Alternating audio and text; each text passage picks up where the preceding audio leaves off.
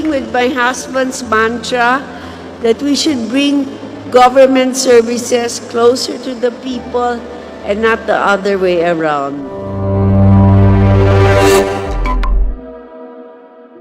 Sino nga ba talaga si Liza Marcos?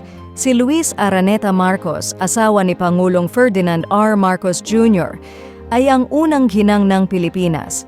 Siya ay isang abogado, propesor, tapat na asawa at ina ng 3 anak na lalaki. Si Luis Araneta Marcos ay ipinanganak noong Agosto 21, 1959 sa Maynila, Pilipinas kina Manuel Manolet Ledesma Araneta Jr. at Milagros Azaola Cacho. Ang kanyang ama ay ipinanganak noong Disyembre 8, 1926 sa Iloilo City ngunit lumaki sa Bago, Negros Occidental. Madalas siyang tawaging Twinkle Toes dahil siya ay sumasayaw sa paligid ng basketball court tuwing may torneo. Siya ay naging miyembro ng 1948 London Summer Olympics para sa basketball. Ang kanyang ina ay ipinanganak noong Enero 16, 1930 sa Maynila. Siya ay anak ni Jesus Cacho at Rosario Barlow Azaola. Ang parehong mga magulang niya ay konektado sa politika. Ang kanyang ama ay unang pinsan ni Judy Araneta Roxas, asawa ni Senador Gerardo Roxas, anak ni Pangulong Manuel Roxas. Ang bunso ng kanyang ina, si Rosario Cacho, ay kasal kay Pedro Cojuangco, ang panganay na kapatid ni Pangulong Corazon Aquino. Siya ay kilala sa marami bilang Liza o sa kanyang mga inisyal na LAM. Nagtapos siya sa Ateneo de Manila University na may bachelor's degree sa Interdisciplinary Studies noong 1981. Pagkatapos nakakuha siya ng kanyang degree sa batas mula sa parehong universidad noong 1985. Noong 1989, nag-enroll si Liza sa mga postgraduate na klase sa criminal procedure sa New York University. Unang nakilala ni Liza si Pangulong Bongbong Marcos, ang kanyang magiging asawa, sa New York City habang nag-aaral at nagtatrabaho roon bilang abogado noong 1988. Nagpakasal sila sa San Francesco Convent sa Fiesole, Italy noong Abril 17, 1993. Sana makilala niyo siya katulad ng pagkakakilala ko sa kanya. Mabait talaga si Bong. I can't even begin to say how intelligent and kind he is. First Lady Luis Araneta Marcos. Interviews of the wives and children of the 2022 presidential candidates with Boy Abunda. March 9, 2022. Mayroon silang 3 anak na lalaki. Ferdinand Alexander Sandro, isinilang noong Marso 7, 1994. Joseph Simon, isinilang noong Nobyembre 25, 1995, at William Vincent Vinny, isinilang noong Mayo 17, 1997. Si Liza Araneta Marcos ay parehong abogado at propesor. Noong Setyembre 2019, nagtrabaho siya sa M & Associates Law Firm, kung saan siya ay isang founding partner. Siya rin ay isang founding partner sa MOST Law Firm, Marcos Ochoa Serapio and Tan, kung saan siya ay nagtrabaho mula 2006 hanggang Enero 2019. Bilang isang propesor ng batas, nagturo si Liza ng malawak na hanay ng mga asignatura sa loob ng mahigit 2 dekada: Administrative Law, Alternative Dispute Resolutions, Constitutional Law 1, Constitutional Law 2, Criminal Law 1, Criminal Law 2, Criminal Law Review, Criminal Procedure, Election Law and Law on Public Officers, Evidence, Intellectual Property, Legal Ethics, Natural Resources and Environmental Law, Practice Court 1, Remedial Law Review, Special Proceedings, Transportation at Trial Technique. Si Liza ay isang propesor ng batas sa ilang universidad sa buong bansa tulad ng Central West Visayas University, College of Law, Iloilo City, Philippines, 2022 to present; Mariano Marcos State University, College of Law, Ilocos Norte, Philippines, 2018 to 2020; St. Louis University, College of Law, Baguio City, Philippines, 2014 to 2018, pamantasan ng lungsod ng Maynila, College of Law, Manila, Philippines, 2010 to 2014. Northwestern University College of Law, Ilocos Norte, Philippines, 1998 to 2006. Far Eastern University College of Law, Manila, Philippines, 1996 to 1998. Si Liza ay kilala bilang isang napaka-pribadong tao. Bago maging unang ginang, mas pinili niyang suportahan ang papel ng kanyang asawa sa serbisyo publiko ng tahimik at sa likod ng eksena. Para sa halalan ng Pangulo noong 2022, nagpasya si Liza na publiko na suportahan ang kampanya ng kanyang asawa at nanatiling nakatuon sa kabila ng ingay na dulot ng kampanya.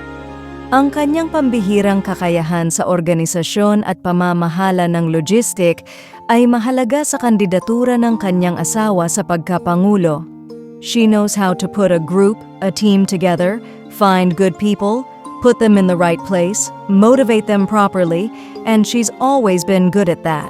President Ferdinand R. Marcos Jr. In private presidential interviews with CNN's Ruth Cabal, April 26, 2022. Siya ay isang mahalagang tinig ng katwiran sa kampanya ng nooy kandidato sa pagkapangulo na si Bongbong Marcos, sa pakikipagtulungan sa isang karapat-dapat na kandidato at isang nakatuong koponan ng masigasig na mga voluntaryo sa kampanya. Tinulungan ni Liza at ng kanyang koponan si Bongbong Marcos na manalo sa halalan ng Pangulo noong Mayo 2022 sa isang napakalaking nakararami na 58.77% o higit sa 31.6 milyong boto. Bilang unang ginang, patuloy na susuportahan ni Luis Araneta Marcos ang kanyang asawa sa kanyang sariling maliit na paraan. Ito ang kauna-unahang pagkakataon na ang Pilipinas ay may unang ginang na isang abogado din. Walang opisyal na unang ginang ang bansa sa loob ng higit 2 dekada. Plano ni Liza na ipagpatuloy ang pagtuturo sa isang pampublikong paaralan upang hasain ang mga kakayahan ng mga nagnanais maging abogado. Tulad ng dati, ang kabayaran na kanyang natatanggap para sa kanyang trabaho ay gagamitin upang masaklawan ang gasto sa bar examination ng kanyang mga estudyante. Umaasa siya na ang proyektong ito ay maisasagawa sa mas malaking sukat upang makapagbigay sa bansa ng mga may kakayahang abogado. Nais din ni Liza na suportahan ang mga libreng legal na klinika para sa kapakanan ng mga hindi pinalad. Dahil sa kanyang malawak na karanasan sa larangan ng edukasyon, bahagi ng kanyang advokasya ay ang pagtaas ng kalidad ng edukasyon sa mga pampublikong paaralan. Ang mga taong nagtrabaho para kay Pangulong Bongbong Marcos at unang ginang Liza Araneta Marcos sa mga nakaraang taon ay nasaksihan kung paano nila pinapakita ang pinakamahusay sa isa't isa. Ang Pilipinas ay may dedikado at napakahusay na unang mag-asawa na nakatuon sa pagtatrabaho para sa pinakamainam na interes ng mga Pilipino. Si Liza ay palaging naging matibay na taga-suporta ng edukasyon. Bilang isang propesor ng batas sa loob ng mahigit 25 taon, naniniwala siya na ang lahat ay may potensyal na maging isang mahusay na abogado kung bibigyan ng kinakailangang gabay at suporta. Aktibong taga-suporta ng pagpapanatili ng kulturang Pilipino sa pamamagitan ng patuloy na dokumentasyon at pananaliksik. Few people know that the earliest full-scale cultural mapping for the whole province of Ilocos Norte was conducted in 2002 through the initiative of then Governor Ferdinand R. Marcos Jr.'s wife. She joined our team and did fieldwork in the coastline of Pagudpud. After 20 years, cultural mapping is now a mandatory requirement for local government units under Republic Act 166, Heritage Law.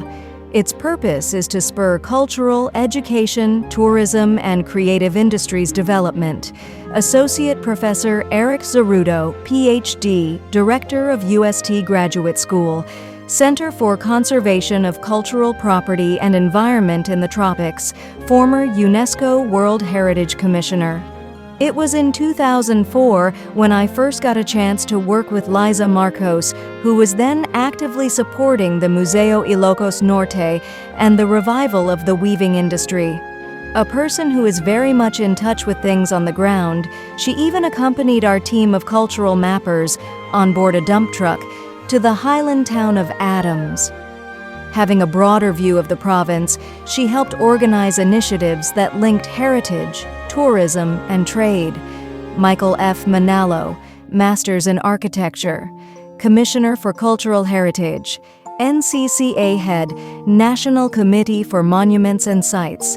Excerpts from the introduction of the book, Inabel Philippine Textile from the Ilocos Region, 2015 edition.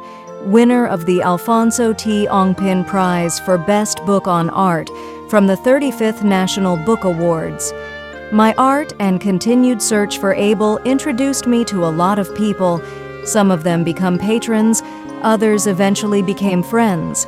One of them, Liza Araneta Marcos, wife of then Governor Bongbong Marcos and a fellow ardent supporter of Ilocos weaves and heritage preservation, provided me the opportunity to pursue various projects to revive our vanishing crafts. In keeping with my husband's mantra that we should bring government services closer to the people and not the other way around. Talagang lubos tayong nagpapasalamat na ating First Lady Luis Araneta Marcos ay buong pusong sumusuporta hindi lamang sa kanyang asawa at pamilya, kundi sa marami pang mga Pilipino na kanyang natutulungan sa pamamagitan ng kanyang mga advokasya. Masasabi nating nasa mabuting kalagayan ng ating bansa, katuwang ang ating mahal na Pangulo Bongbong Marcos, makakamit natin ang isang magandang kinabukasan sa isang bagong Pilipinas. Bagamat marami ang naninira sa ating unang ginang, hindi pa rin matatawaran ang lahat ng kanyang mga nagawa para sa bayan at sa kapwa Pilipino matagal ng panahon bago pa siya maging First Lady ng bansa. Saludo po kami sa inyo, Madam Liza Marcos. Patuloy niyong ipagpatuloy ang magagandang mga simulain na inyong inumpisahan at sa patuloy na pagtulong sa pagpapaunlad ng ating mamamayan. Kung gusto mo pang makapanood ng mga informative videos tulad nito, palagi lamang i-share ang ating mga video uploads at mag-like, follow at subscribe sa ating channel, Filipino Future. Note: ang mga impormasyong nakapaloob sa video na ito hinggil sa biography at pagkatao ni First Lady Liza Marcos ay hinuha mula sa website ni PBBM. Ibinahagi sa video na ito upang maiparating sa ating marami pang mga kababayan na nasa social media. Maraming salamat po at mabuhay ang bagong Pilipinas.